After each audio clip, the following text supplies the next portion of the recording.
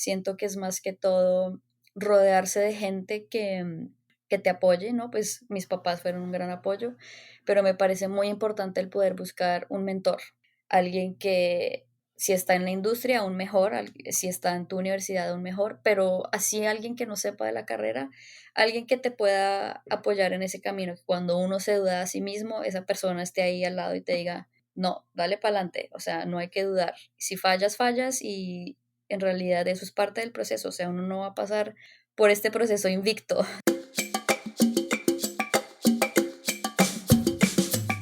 ¿Qué tal mi gente? Les habla Juan Angustia y esto es Latinología Podcast, el espacio donde conversamos con latinos que se han destacado en la industria de tecnología y el diseño en empresas como Apple, Google, Facebook, Microsoft, entre otras. Hoy tengo el placer de conversar con una persona que nació y creció en Bogotá, Colombia, y desde pequeña tuvo una afinidad por el diseño, ya que su colegio se enfocaba bastante en las artes. Se formó en la carrera de diseño de productos en el Art Center College of Design en Los Ángeles y desde 2017 trabaja en Microsoft como UX Designer. Permítanme presentarles a nuestra invitada de este episodio, Daniela Cardona. Bienvenido a este episodio, Un Espacio de Latinos. Gracias por aceptar esta invitación, Daniela. ¿Cómo estás? Estoy muy bien, gracias por invitarme a este espacio que me parece que es muy especial y nada, estoy muy emocionada de poder contar mi historia. ¿Quién es Daniela Cardona? ¿De dónde viene? Sabemos que viene de Colombia, pero me gustaría escucharlo desde tu voz. ¿Cómo te describe? Esa es una pregunta complicada. Siento que estoy en el proceso todavía de encontrarme un poco, de entenderme, pero te puedo dar una idea de lo que sé por ahora.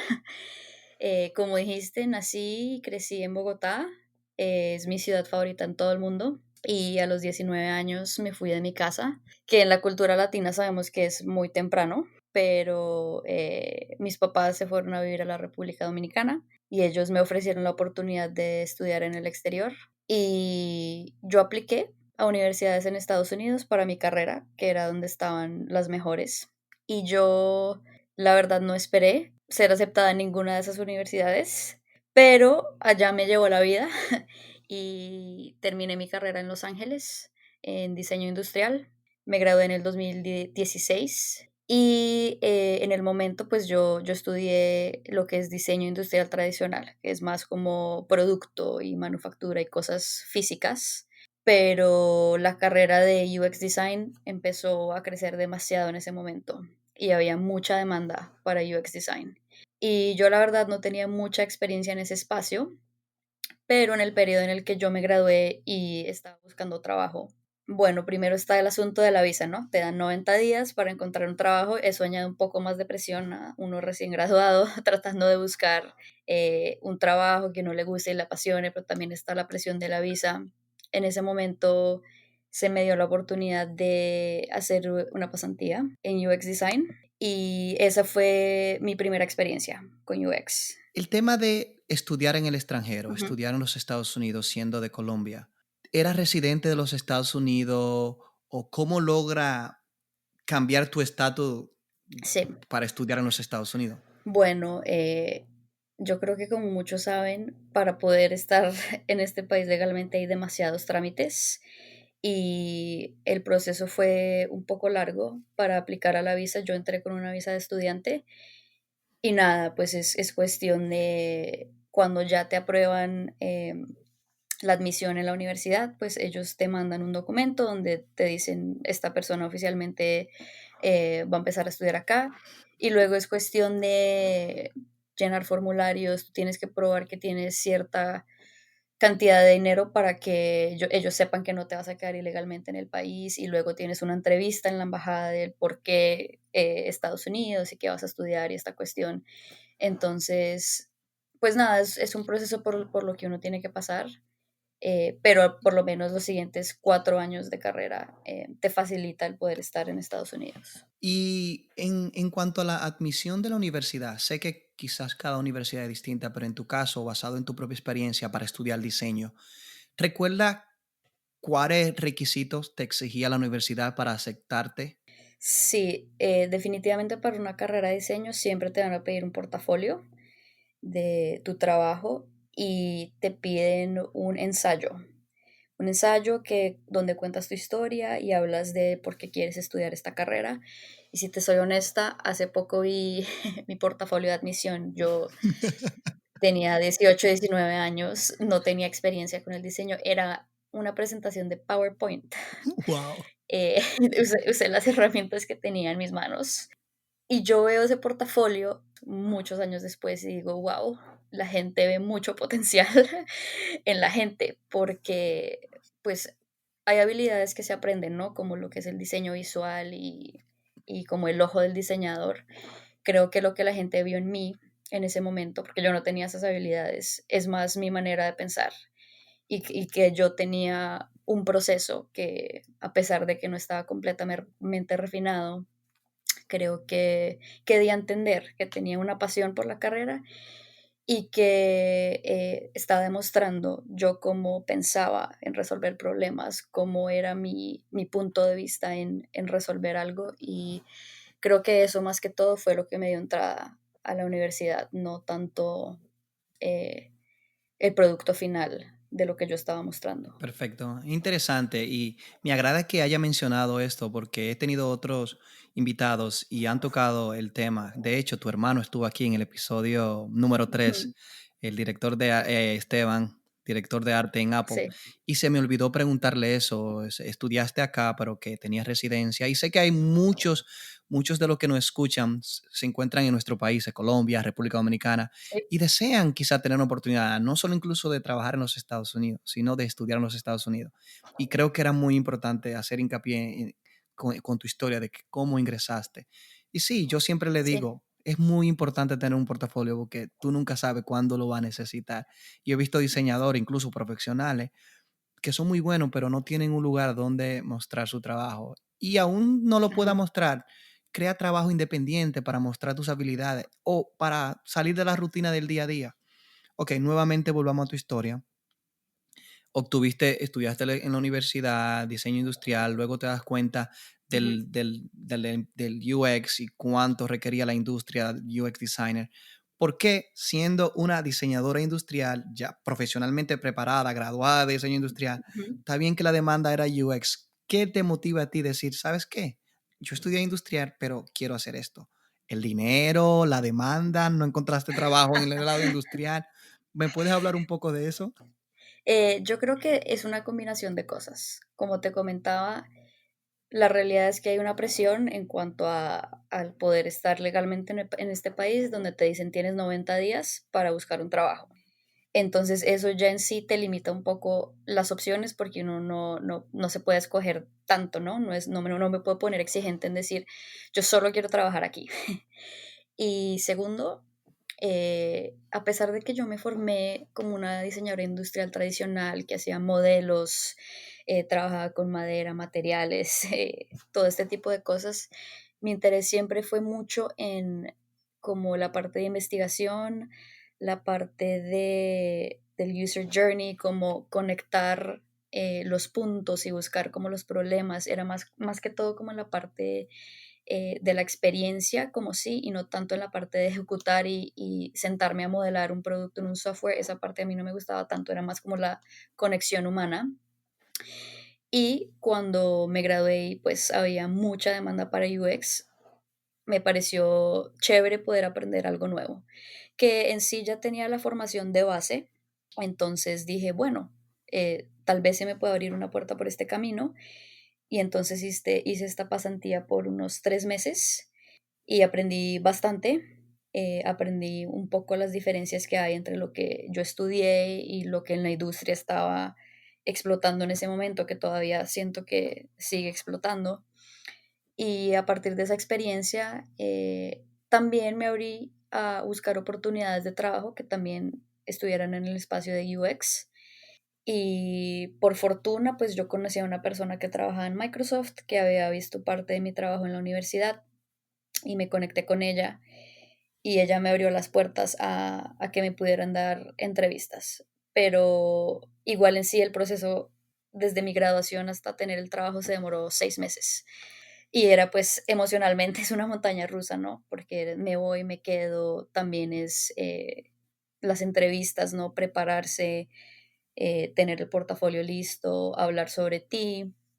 Y al final entrevisté en 3 equipos en Microsoft y uno de ellos me llevó al campus en Redmond, en Washington, donde hice la última entrevista y afortunadamente ese fue el equipo que me contrató.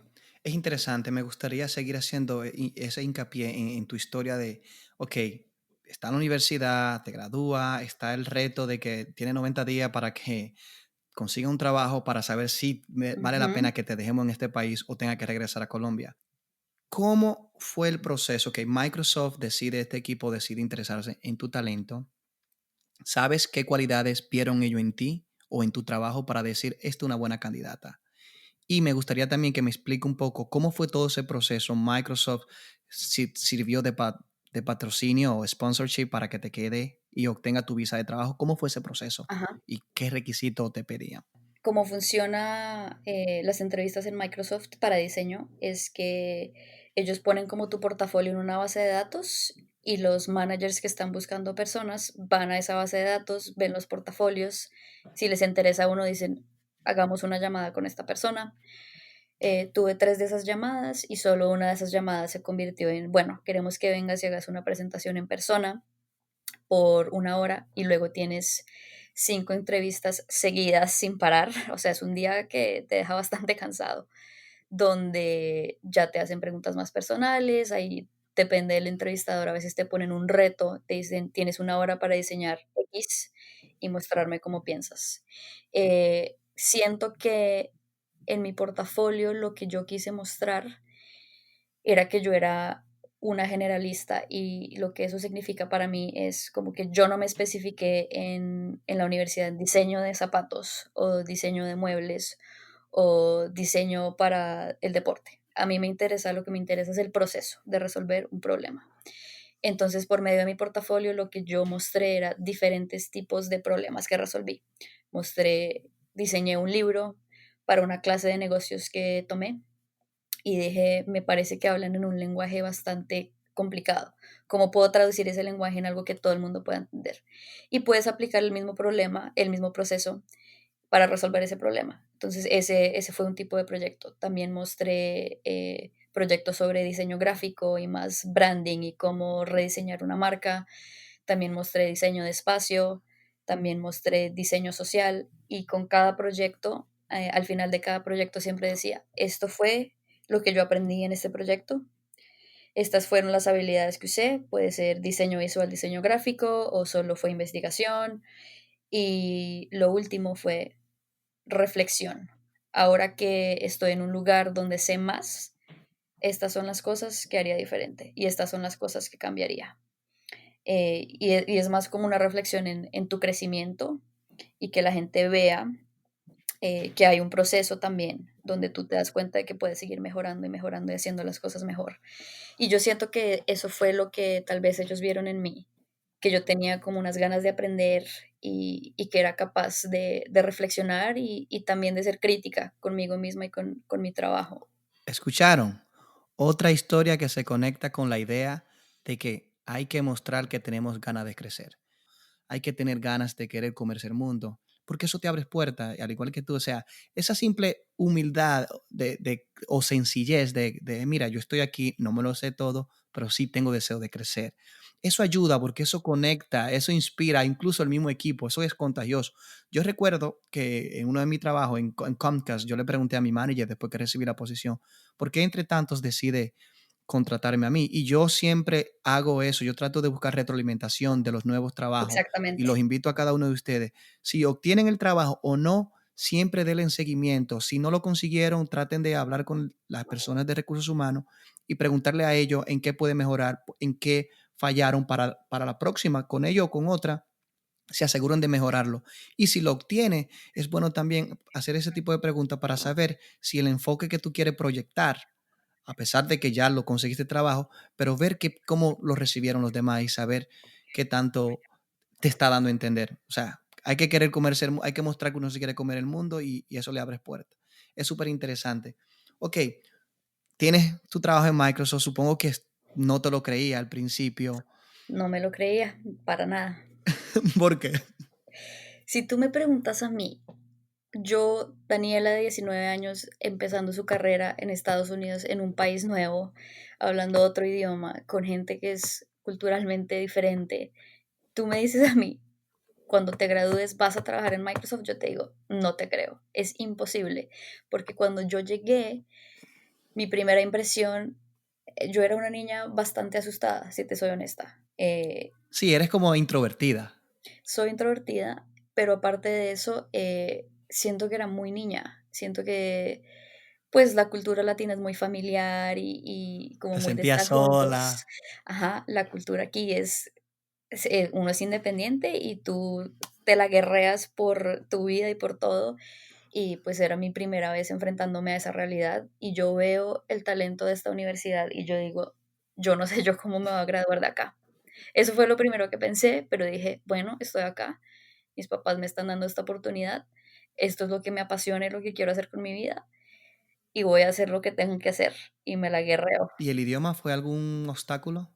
Inglés estudié en el colegio, mi colegio fue bilingüe, siento que es más igual expresarse, no te sale tan natural, no hay que pausar o a veces no te sale la palabra que quieres decir y en sí culturalmente no hay palabras diferentes que a veces tú dices, no, pues esto no lo aprendo yo en el colegio, ¿no? Eso lo aprendes tú viendo televisión o hablando con otras personas, pero siento que más que el idioma es una cultura diferente y también que al final lo agradezco mucho porque conocí a gente de todo el mundo, ¿no? Gente de Corea, de latinos, europeos, canadienses, lo que sea, ¿no? Y eso siento que también te abre los ojos a que el mundo es muchísimo más grande y también te hace darte cuenta de cómo tú eres diferente y cómo tú eres especial.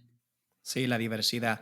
Una cosa, ok, estás en Microsoft. Me gustaría escuchar un poco tu historia dentro de Microsoft, Ujú. tu experiencia en Microsoft, desde el día que entraste hasta la actualidad. ¿En cuáles proyectos has trabajado? ¿Me podría dar una breve descripción sobre tu experiencia de trabajar en Microsoft y qué hace actualmente también en Microsoft? Sí. Yo empecé en el equipo de Windows, que es el equipo que diseña el sistema operativo, y el sistema operativo tiene 1 billón de usuarios. Entonces, cualquier cosa que tú hagas es demasiado emocionante tener la habilidad de impactar a tanta gente, pero también es bastante intimidante, es una responsabilidad muy grande. Y mis primeros proyectos se basaban en rediseñar algunas de las aplicaciones porque Microsoft tiene un legado, ¿no? Tiene aplicaciones que son bastante viejas, que no se han tocado en mucho tiempo, es código, Como Paint. sí, Paint, todo lo que es lo de los archivos, settings, cosas así. Es código bastante, bastante original y nadie quiere tocar eso. Pero en el proceso de rediseñar esas aplicaciones, nada, pues hay un legado que hay que respetar, pero también hay comportamientos y cosas nuevas que la gente espera de un sistema operativo moderno. Entonces mi trabajo se enfocó mucho en cómo rediseñar esas experiencias que la gente ama, pero que también necesitan crecer y evolucionar a base de la tecnología. Eso lo hice por aproximadamente 2 años y luego empecé a trabajar también en cosas del futuro, ¿no? Cosas más visionarias en cuál es el futuro de un sistema operativo, ¿no? ¿Qué tan lejos podemos llevar un sistema operativo? A veces preguntas filosóficas, ¿qué es un sistema operativo? ¿Qué debe ser un sistema operativo? Entonces trabajé en cosas bastante tácticas y en cosas bastante visionarias. Siento que al principio lo más difícil para mí era que yo sentía que yo no sabía lo que estaba haciendo. A mí me daban una tarea, mira, trata de hacer esto. Y era un poquito abierto. Y yo me sentaba y yo decía, ¿y yo por dónde empiezo? Y también viene la inseguridad de estoy empezando mi carrera, soy una mujer joven, no soy de aquí. Claro, todas esas cosas te vienen a la cabeza y al final del día es cuestión de seguir tu instinto. Nada, agarrar esa confianza. Yo me gradué, yo sé, yo tengo un punto de vista y puede que esté mal, pero lo voy a decir y lo voy a mostrar. Y al menos eso genera conversación y genera un punto de partida desde el cual podemos seguir avanzando. Entonces, al principio era mucho de lidiar con esos miedos y combatir esos miedos, y ya al año siento que agarré esa confianza y eso hizo mi trabajo muchísimo mejor, eso hizo que me promovieran, eso hizo que la gente entendiera más mi punto de vista y que yo también disfrutara más lo que estaba haciendo. Sí, es el momento en el que ya uno finalmente disfruta. A todos nos pasa, el síndrome del impostor, todo profesional creativo lo tiene y sobre todo en esos momentos cuando tú inicias un nuevo reto. Sí. ¿Cuál ha sido tu reto en Microsoft? Muchos retos. Siento que el reto más grande ha sido, como te decía, diseñar para una base tan grande, ¿no? Cuando tienes 1 millón de usuarios, todo el mundo es tu usuario. Todo el mundo tiene necesidades diferentes. Todo el mundo está usando esto para cosas diferentes. ¿Cómo haces tú algo que funcione para todo el mundo, pero que también satisfaga necesidades específicas, ¿no? Para un diseñador, un doctor, un abogado.